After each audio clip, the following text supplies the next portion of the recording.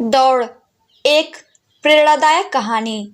एक 10 वर्षीय लड़का रोज अपने पिता के साथ पास की पहाड़ी पर सैर को जाता था।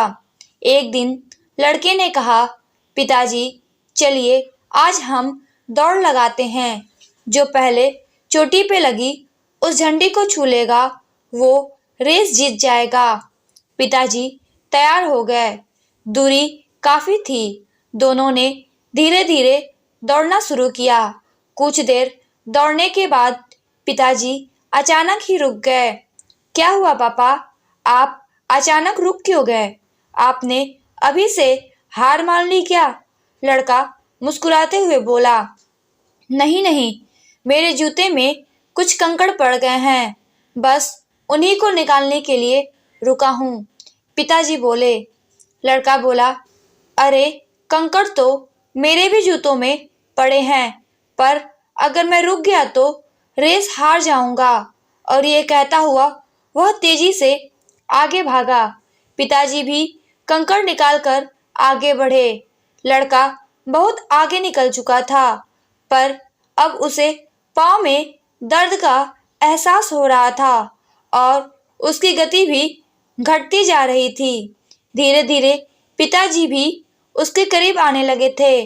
लड़के के पैरों में तकलीफ देख पिताजी पीछे से चिल्लाए, क्यों नहीं तुम भी अपने कंकड़ निकाल लेते हो? मेरे पास इसके लिए टाइम नहीं है। लड़का बोला और दौड़ता रहा। कुछ ही देर में पिताजी उससे आगे निकल गए।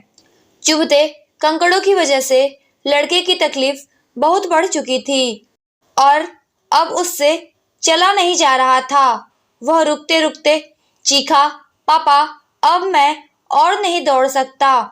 पिताजी जल्दी से दौड़कर वापस आए और अपने बेटे के जूते खोले। देखा तो पाँव से खून निकल रहा था। वे झटपट उसे घर ले गए और मरहम पट्टी की।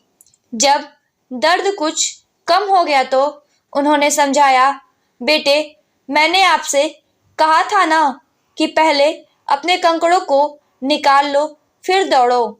मैंने सोचा मैं रुकूंगा तो रेस हार जाऊंगा। बेटा बोला, ऐसा नहीं है बेटा, अगर हमारी लाइफ में कोई प्रॉब्लम आती है तो हमें उसे ये कहकर टालना नहीं चाहिए कि अभी हमारे पास समय नहीं है। दरअसल होता क्या है, जब हम किसी समस्या को अनदेखा करते हैं तो वो धीरे धीरे और बड़ी होती जाती है और अंततः हमें जितना नुकसान पहुंचा सकती थी उससे कहीं अधिक नुकसान पहुंचा देती है। तुम्हें पत्थर निकालने में मुश्किल से 1 मिनट का समय लगता, पर अब उस 1 मिनट के बदले तुम्हें 1 हफ्ते तक दर्द सहना होगा। पिताजी ने अपनी बात पूरी की।